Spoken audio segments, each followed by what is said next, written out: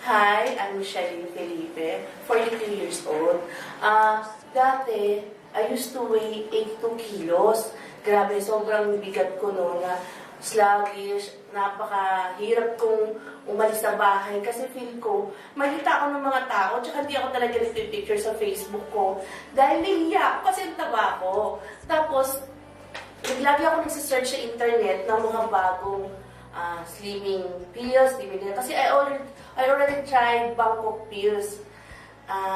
Pumayat po ko doon pero after 2 weeks, bumalik agad. At saka yung para sabi nila may drugs daw yun, kaya hindi ko lang po tinuloy. Tapos, na-try ko rin po yung Zendeju.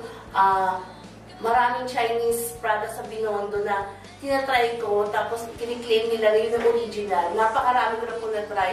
Pero eventually, natatakot po ako kasi yung kidney ko lang i-a-attack noon. Tapos, nakita ko to sa internet na no diet, no exercise. Really? Tapos sabi nga nun, no pills. Hindi talaga ako mapaniwala. Meron bang ganun?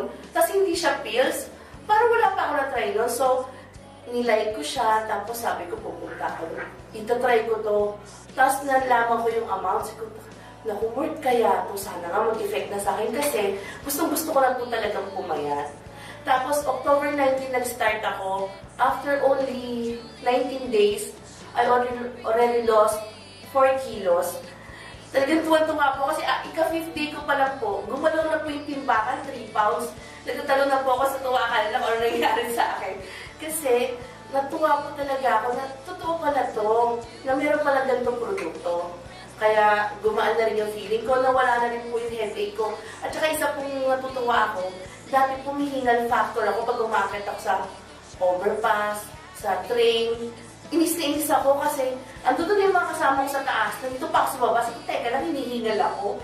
Pero ngayon na-experience ko pa, nagpunta na pa ako ng resort, nagpunta ako ng Quiapo. Wala akong hingal factor. Kaya, thank you, BWF. Thank you, Lam Delay.